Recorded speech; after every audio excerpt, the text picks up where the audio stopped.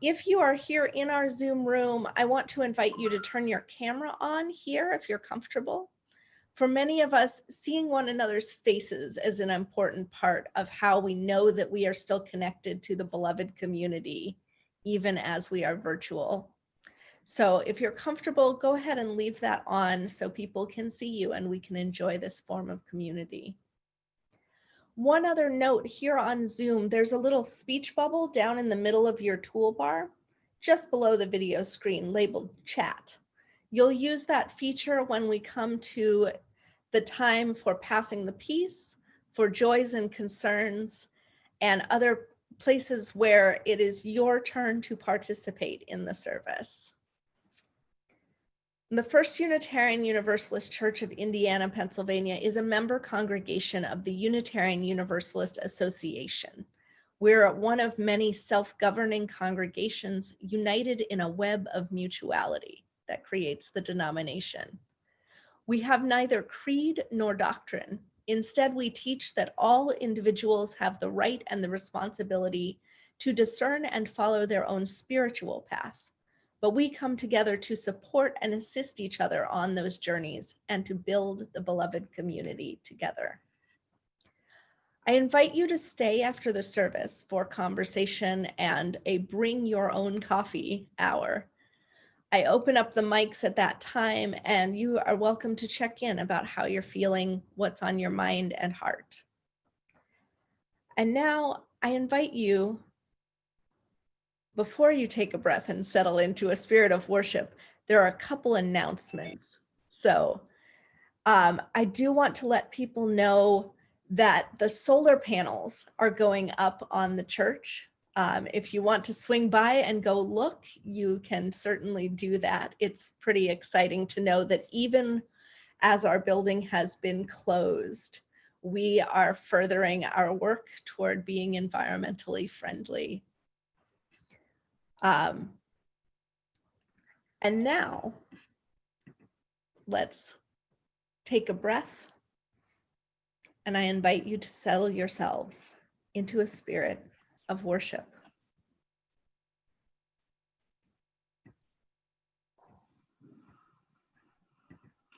So today's opening words are actually a blessing that I wrote for the hospital where I work at. It's just a short little blessing, and I hope you like it. It goes, "Blessed be the space between us. May we find new ways to fill it with love. Blessed be the hands that heal, the hands that sew masks, the hands that reach without touching. And blessed be our words. May we find the words that we need to say when we cannot speak with our actions. And blessed be the days ahead. May they be filled with hope and resilience and love." Amen, and blessed be. And now I believe we've come to the part of the service where we light a chalice. Oh, but first, come let together.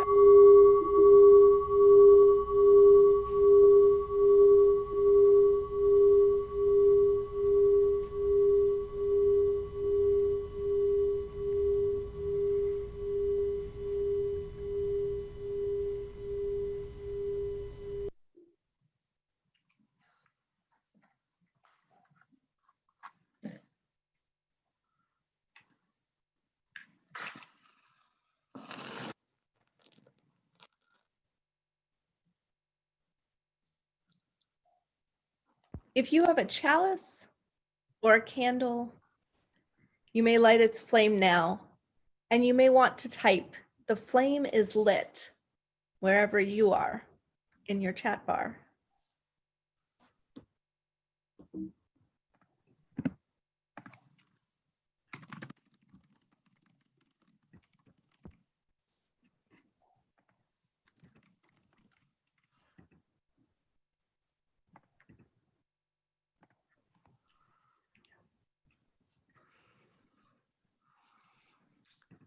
Now I'd like to share with you a chalice lighting from my home church in Oakland, California.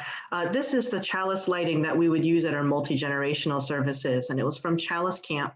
And if your hands are free, I welcome you to join in because this one comes with hand gestures.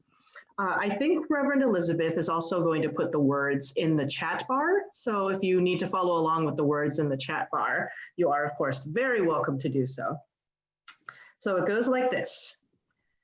We light our chalice in the name of Unitarian Universalism. May it remind us of the divine spark in all of creation, the power of love to heal what is broken and to be grateful for life's blessings each day. Oh, it was so delightful to see everyone. And now, to sort of continue in that vein, I'd like to introduce you to some friends of mine. So let's see, who are we going to start with? I think we're going to start with this little teddy bear. This little teddy bear was crocheted for me by my friend Ellen. She doesn't actually have a name. I think I'm going to call her Barry, short for I love you very much. And so this one has sort of a long story behind it. This one's handmade. I don't know if you can tell that this one's handmade. The story behind this one is that when I was in college, I had this plant in my dorm room. It was something called a pregnant onion. It's a type of succulent. And I was very fond of this plant and I doted on it. And when I went away to study abroad for a few months, I gave the plant to a friend to look after while I was gone. And when I came back, she had made me this onion. She had made it with her own two hands. I did not even know that she could sew. Can you see the two little eyes? And I just think that it's the sweetest thing. The plant I actually left behind in California when I moved, but I'll always have this plant. And this is Fawn. Fawn was given to me by a friend of mine last Christmas. It's a baby deer. She said she looked a very long time to find one that had the most approachable face. I think she succeeded. I think this is a very approachable face. And this is Norman. Norman is a bighorn sheep, bighorn ram. I got Norman at the Grand Canyon. Norman was actually a gift to myself. I was at the Grand Canyon and I saw Norman in the gift shop and I thought, I really want Norman to remember the Grand Canyon by, to remember this trip by. And that's how Norman came to live with me. So those are some of my friends.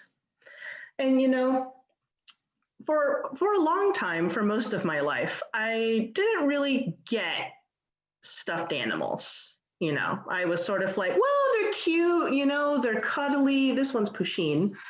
They're cuddly, but they don't really do anything. I mean, they just kind of sit there and look cute, don't they? But then I realized that the great thing about stuffed animals, actually, what they do is they remind me that someone loved me enough to give me a stuffed animal.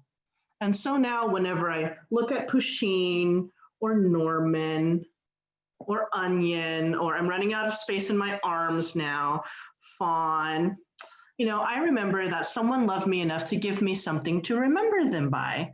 So I wonder if any of you have something in the room that you're in right now that reminds you of someone who loves you, someone who might be far away that you can't see right now. And if you do, I think now would be a great time to just take a minute to share whatever it is that's in the room with you that reminds you of someone far away. And we can all yell at once here. Can we all yell at once here, Reverend Elizabeth? I think that would be fun. I can definitely unmute everybody so that we can say that. All right. Our son in German. Okay.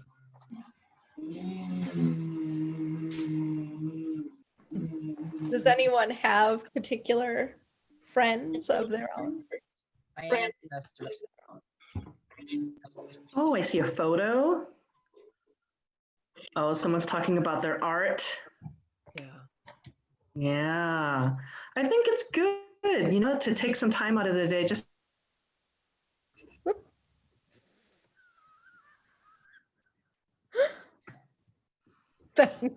Yeah.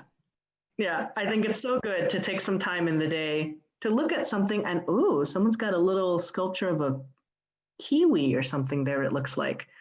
Yeah, I think it's so good to be able to take some time. Oh, someone else is holding up something to the camera. I love it. I love it. Yeah, it's so good to take some time to just think about the people who love us and who wanted to give us something to remember them by. Oh, and I see someone's cat has come to join us too. Oh, several cats. Oh, thank you everyone for more cats, for letting me show you my friends and for showing me your friends and your beloved items.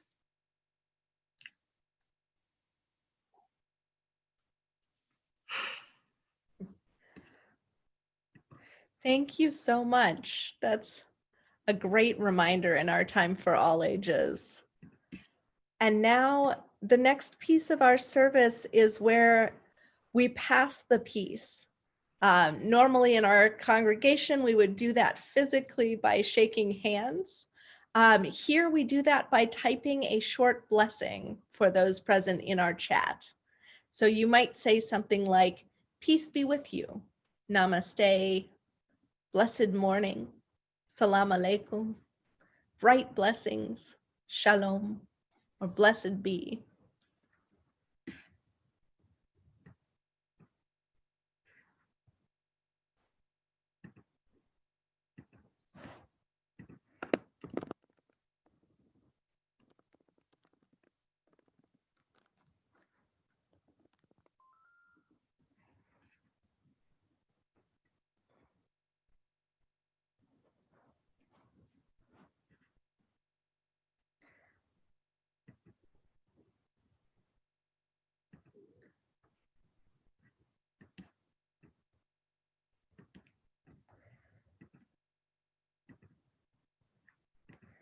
Thank you all for sharing your blessings with one another.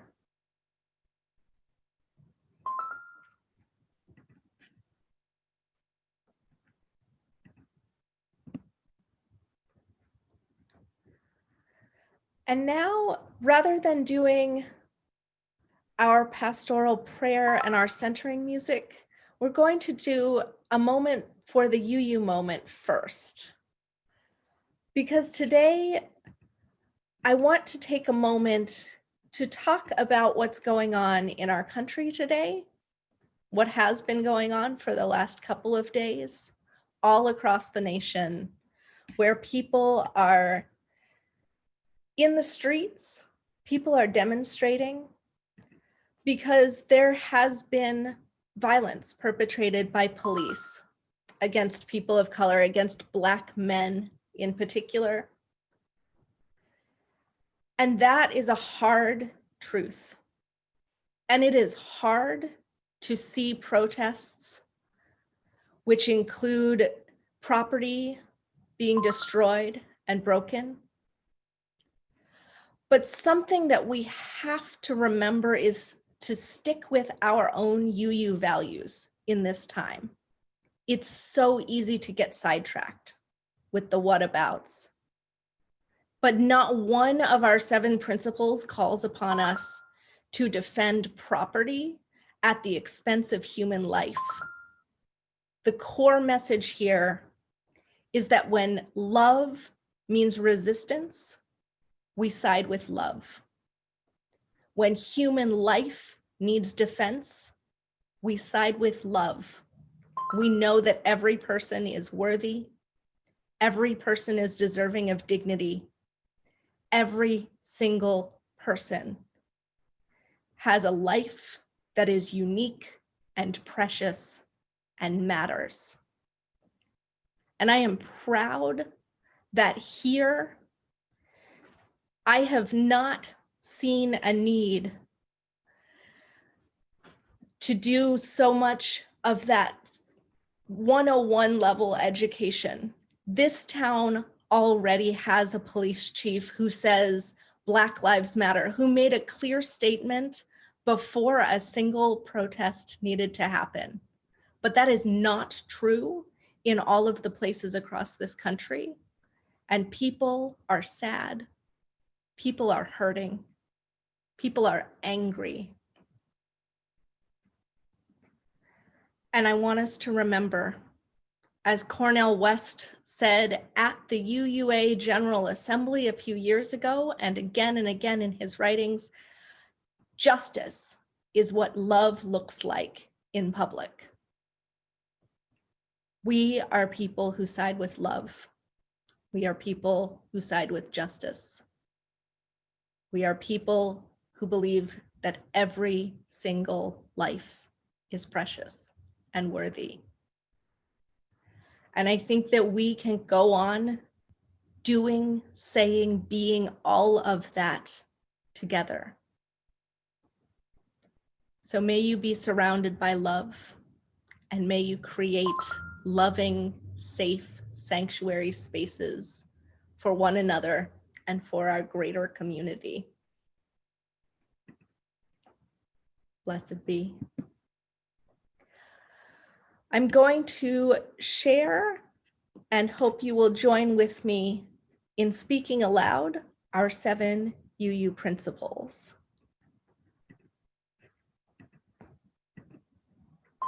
We, the Unitarian Universalists, covenant to affirm and promote these principles.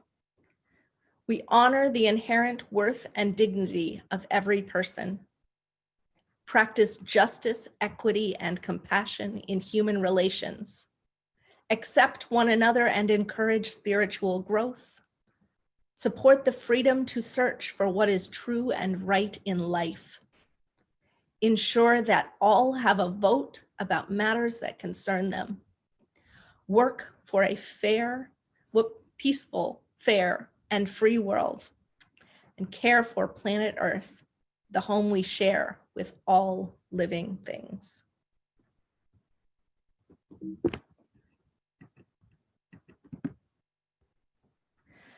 And now we come to the time for our centering music. So please go ahead and type your joys and sorrows in the chat bar during the music.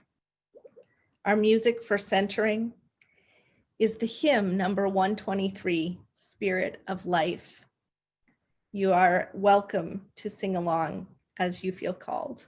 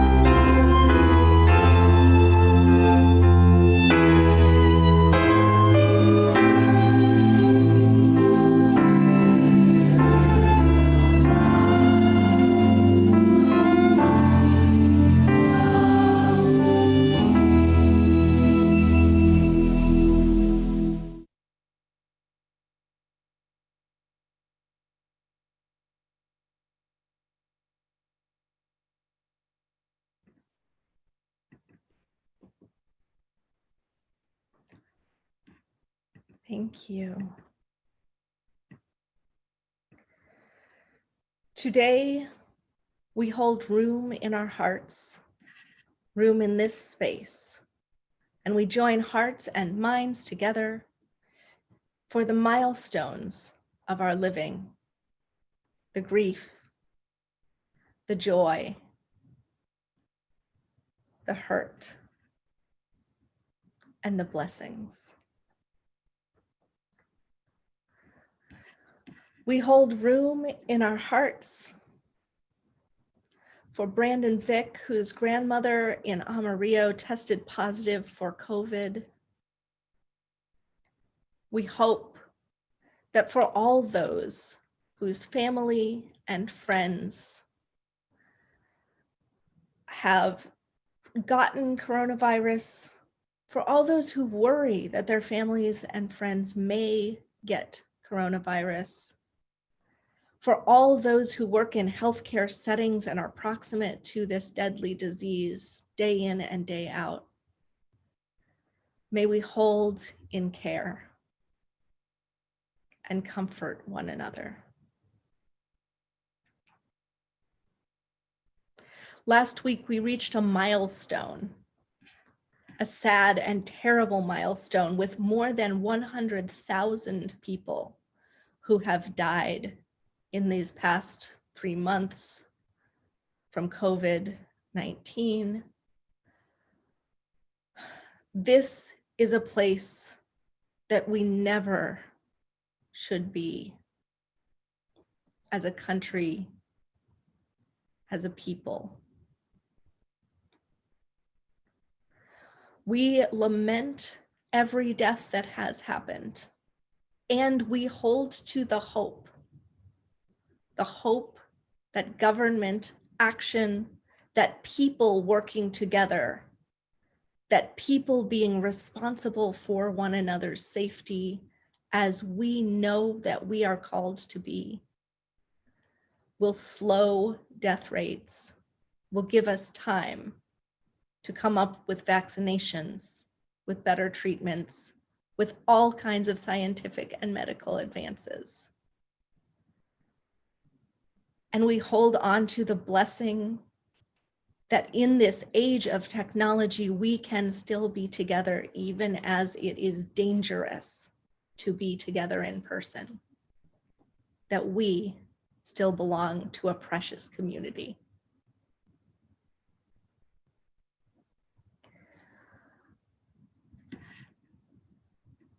We hold tight to the mixed blessings in our lives.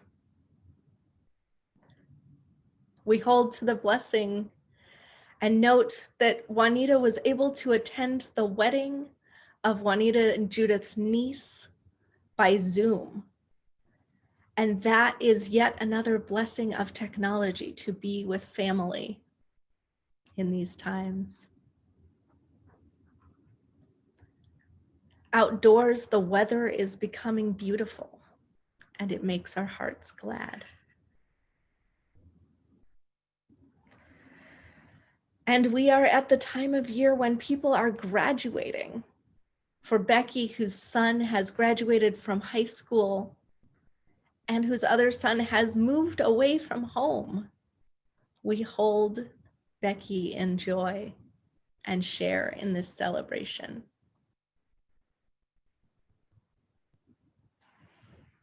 And we hold in tender care each and every one of us who feels the depth of pain in the world as yet another story of yet another Black man killed by police, yet another protest in yet another city.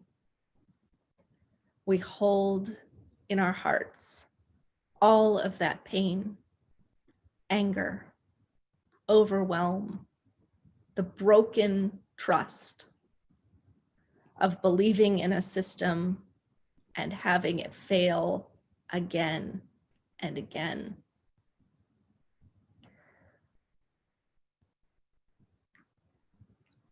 I want us to just take a moment to hold that in our hearts, because it is big. It is powerful. It is hard. Today is a hard day in so many ways.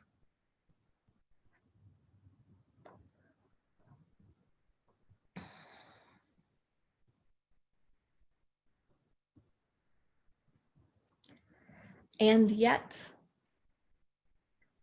even as the world is so overwhelming, so hard, even as despair may grow in our hearts from time to time. May we hold room as well for gratitude and joy. It is a beautiful day outside. The world still turns. The birds still sing. And amidst the ashes, there is always something rising, things growing beneath the earth and springing forth from the soil. When the pavement breaks, there may be dandelions, flowers growing in the cracks. So let us hold tight to hope, even in the moments when it is hard.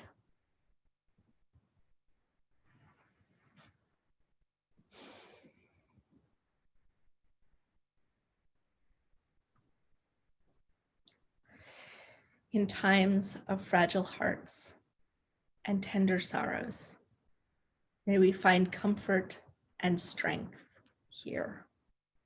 May our hearts be healed, and may we, if only for this hour of time, be filled with peace. Amen.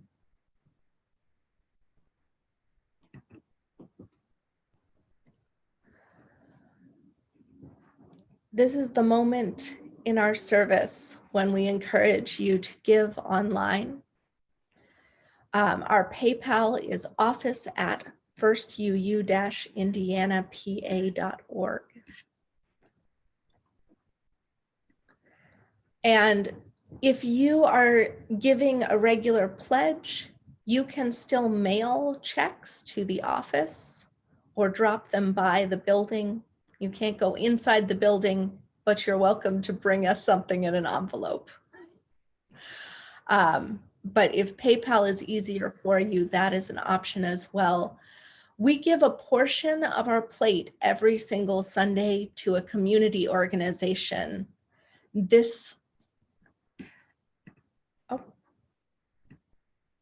I think I have old information I have this month as shared with the Care Center, but I believe this month is shared elsewhere as found in your newsletter on the e-news. And next month we will be sharing our plate with the Chevy Chase Community Center. So please do give. Remember that your work supports not only the congregation within our walls, but those beyond our walls.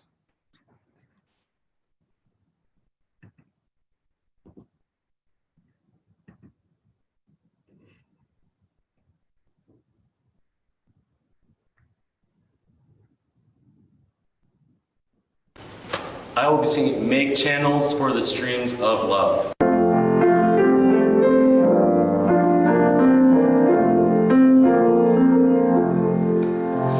Make channels for the streams of love, where they may broadly run, and love has overflowing streams to fill them everyone.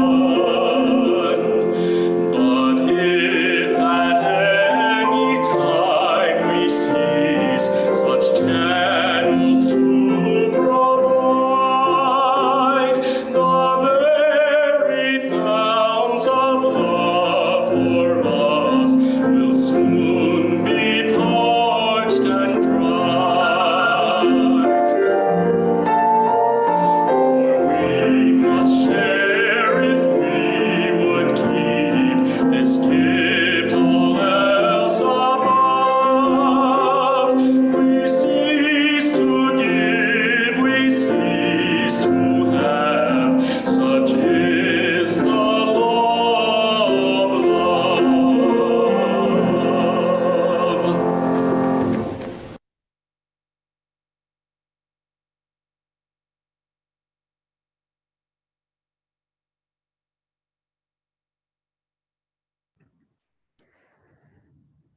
And now May I introduce again the nearly Reverend Michelle Ma.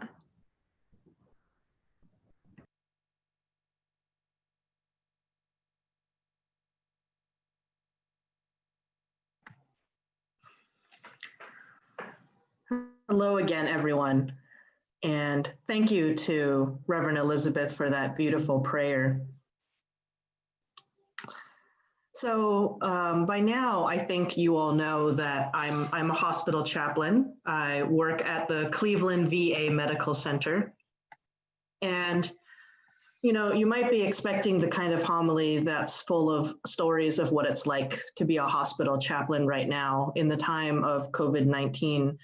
And the reality is actually that my experience as a hospital chaplain in the time of COVID-19 is very different from what you might be expecting, from what you might have read, what other hospital chaplains are doing or going through in the news. I mean, honestly, I kind of wish I were having that experience because the work that I do actually is primarily in the locked inpatient mental health unit at the Cleveland VA. And, I'm just having a very different experience from what many of my chaplain colleagues are doing, what they're going through. They're working 12-hour days. They're gowning up, putting on their spaceman helmets and going into patients' rooms. They're comforting an ICU staff. And I spend a lot of time feeling like things that are happening are sort of abstract. I spend a lot of time feeling overwhelmed. I spend a lot of time feeling helpless. So, maybe that's a feeling that you understand too. I have a feeling. But I'm going to stop talking about the abstract now and tell you about things I do know about. And what I know is that I want to tell you about Liz. Liz is one of the nurses in the locked inpatient mental health unit where I work. She is a lifelong Catholic. And even though there are rules at the VA about you're not supposed to talk about politics, Liz will tell you all about her politics. Liz doesn't understand how people can be anti-abortion and also pro-death penalty. She says you're either pro-life or you're not. Liz has many, many things to say about the current presidential administration, and she will say them. Liz swears quite a lot. She apologized the first time she swore in front of me, and I was like, oh, honey, it's okay. I'm a cussing chaplain. Liz is great. Liz is one of my favorites. And I would like to tell you about LaTanya. LaTanya is one of the receptionists at the physical therapy facility. And she's been having a hard year. Her car was repossessed, and so she takes the bus for an hour to work every day. And I worry about her. I worry about her on the bus with everyone else who has to take the bus. And I can't imagine taking an hour to get to work every day, sometimes more. And can you imagine taking the bus in the winter, having to wait for the bus in the freezing ice, in the snow? So, I'm worried about LaTanya. And I would like to tell you about Eric. Eric works in care planning in one of the long-term care units. So it was that I was assigned to, but all the long-term care units are now very, very locked down to outsiders. They're not accepting visitors. And not only that, but they are limiting the number of staff who go to those floors. So it means that that nurses are doing a lot of the work that usually would be done by somebody else. So nurses are changing bed sheets, nurses are drawing their own blood, nurses are delivering medication, nurses are delivering food. So they're feeling very understaffed up there. And I called Eric last week, just to check in and see how things were going. And he sounded fine on the phone, but also Eric's an Army guy, and I'm pretty sure that Eric could be missing a limb and bleeding, and he would still say, "Oh, it's fine, just rub some dirt on it." That's the way Eric is. And so when I was checking in with him and asking him how things were going, he was like, "Well, chaplain, you hear God's taken in vain a lot up here, just people going oh God, a lot. Because, somebody's call light is going on again. Somebody's room is beeping because they need something, and hear someone go, oh God, not again. So those are some of my folks. Those are some of my people. I think of them as my flock. They are my congregation in the same way that you're Reverend Elizabeth's congregation. The difference is that they don't necessarily know that. There's a lot of people who work at the Cleveland VA Medical Center, and I don't know every single one of them by name, although I know many of them by sight, and many of them know me. When they see me going down the hallway, they go, hey chaplain. I think a lot of them don't know my name either, but that's okay, as long as they know that I'm their chaplain and they're my people. So, I want to say thank you. Thank you for everything that you've done for my people.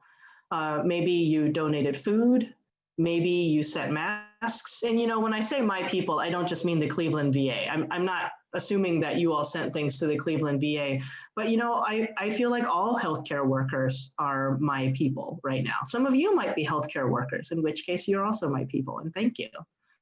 And thank you to everyone who has lit a candle in your window, to everyone who has sent up a prayer or just kept the healthcare workers in your thoughts, to everyone who's donated food, to everyone who's made masks, to everyone who's made a post on Facebook, just thank you for helping my people. And I want you to know that you're all my people too, whether or not you're a healthcare worker, because you're also Unitarian Universalists. And Unitarian Universalists are also my people. So it really warms my heart to think of Unitarian Universalists and healthcare workers and my people helping my people. So thank you. And I'd like us all to just spend a little bit of time right now, maybe just 15 seconds, 30 seconds to think about, who are your people? Who are your circles of concern? Let's just spend a little bit of time thinking about who are your people. Might be your family, might be librarians if you're a librarian. Might be Unitarian Universalists, of course. Might be teachers if you're a teacher. Might be Americans.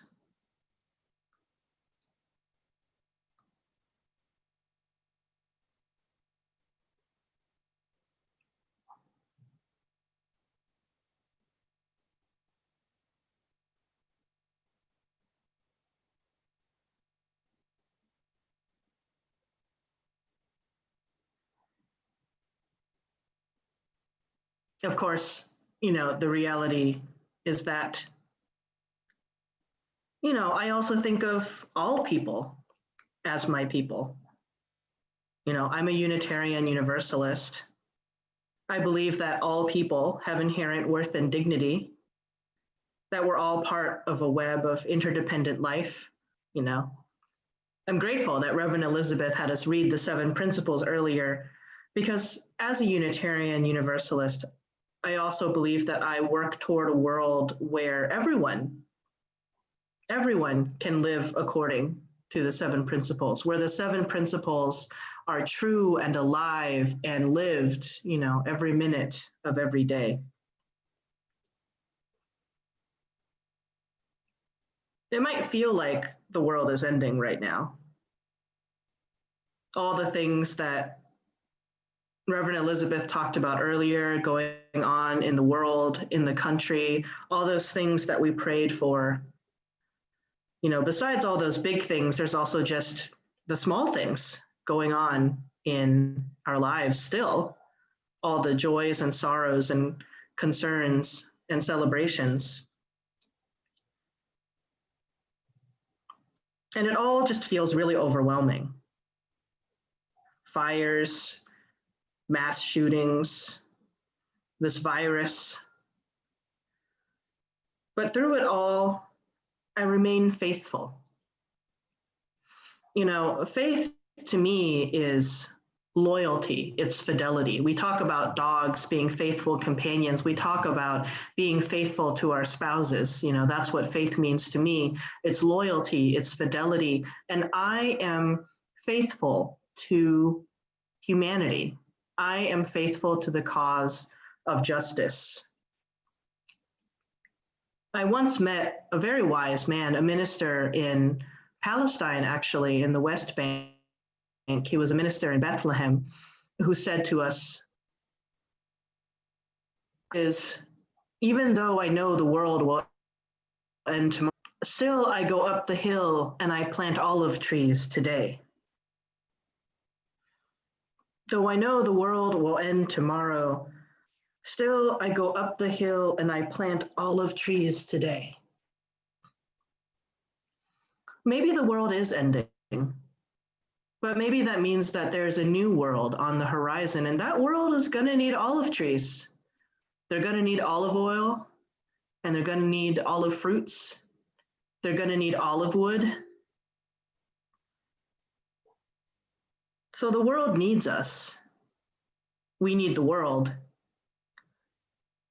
So I hope that you'll join me in planting olive trees. You know, every time I go up to the locked inpatient mental health unit and I talk to them about joy and kindness and love, and I listen to their worries and their problems, that's planting olive trees.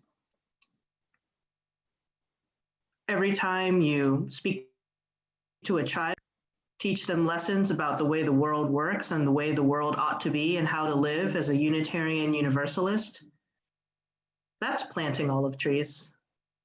Every time you just make a plan for the future, you buy someone a birthday present, or you pick up a Christmas present early and keep it in the closet, that's planting olive trees. Everything that you do to bring the world hope, to bring a little bit of light in the world, to stay connected, to pass the next generation, to bring a little bit of joy to somebody's day, that's planting olive trees. That's staying faithful. That's remaining committed and loyal to the idea that something worth being faithful to. I think it's worth it. I think we're worth it, you know. I think that humanity is capable of changing. I think that humanity is capable of being better. I think that humanity can change the world to be a better place. That transformed people transform the world. That's what I care about. That's why I do what I do. And I hope that you do whatever it is that you do, because you're Unitarian Universalists. We are Unitarian Universalists, and that's what we do. So thank you. Thank you for everything that you do and everything that you will do. And let's plant olive trees together. May it be so.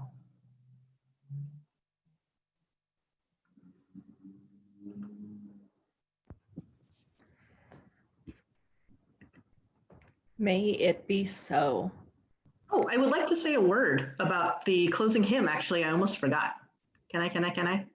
Of course. So this is one of my favorite UU hymns. I sort of think of it as the UU hymn. And so earlier I mentioned that I visited Palestine, and one of the things that we did was we went to church in Jerusalem. We visited this Episcopal church, and I mean, you know, I just spent 10 days abroad. I was very jet lagged. Everyone was tired. We'd sort of seen a lot. And then we attended this church service that was half in Arabic and half in English. And so I was just very disoriented and already not really knowing what was going on because it's an Episcopal service, which I'm also not used to. And then to my surprise, though, the organ started playing a familiar melody. And it was actually the melody to Blue Boat Home, which it turns out is a very common melody for lots of Christian hymns. So even though the words were something else, I sang Blue Boat Home, and I started to cry. You know, I started to weep 9,000 miles from home. And I thought, you know, that this is what religion should be. It should be something that brings people together and something that makes you feel like you're at home, even though you're 9,000 miles away.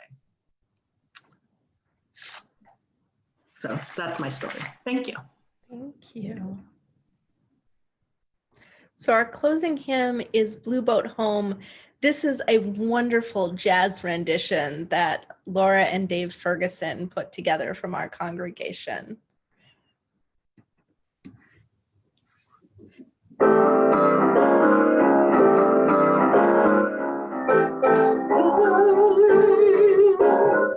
Oh, below me I feel no ocean, standing on these mountains and plains, far away from the rolling ocean.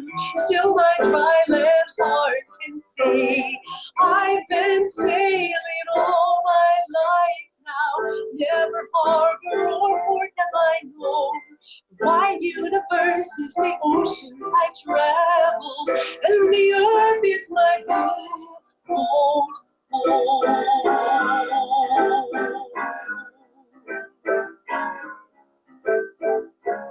Sun my sail and moon my brother, as I ply the starry sea, leaning over the edge in wonder, casting questions into the deep, drifting here with my ship's companions, oh we kindred pilgrim souls, making our way by the light of the heavens in our beautiful blue boat home.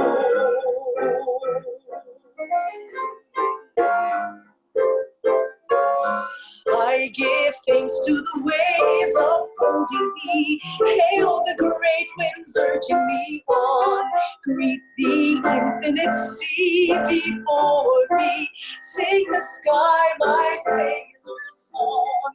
I was born upon the fathoms, never hard or port have I known. The wide universe is the ocean I travel, and the earth is my blue boat home.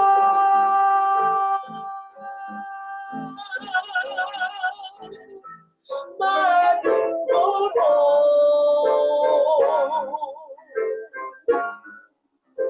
Floating on the waves of days of blue boats home. My blue boat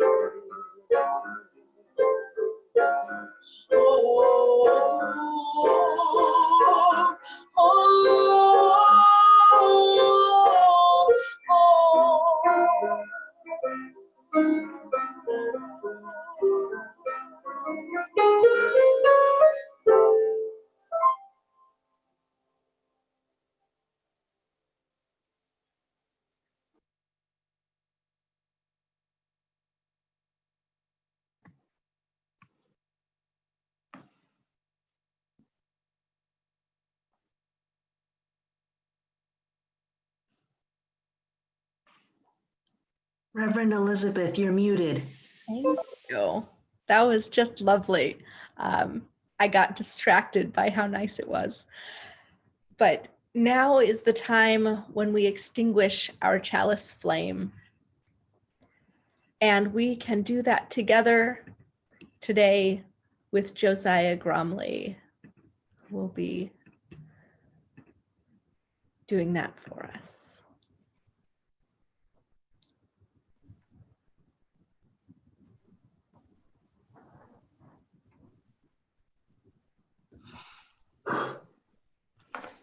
We extinguish our chalice flame, but not the light of truth, the warmth of community, or the fire of commitment. These we carry in our hearts until we are together again.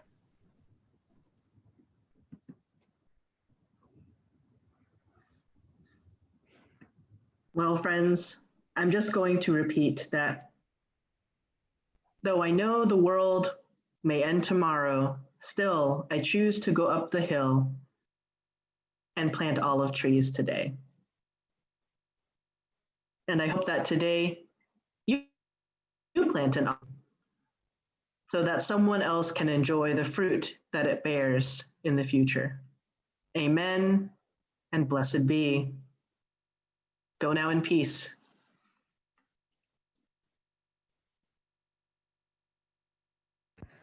Go in peace and stay for coffee hour. Thank you so much, Michelle.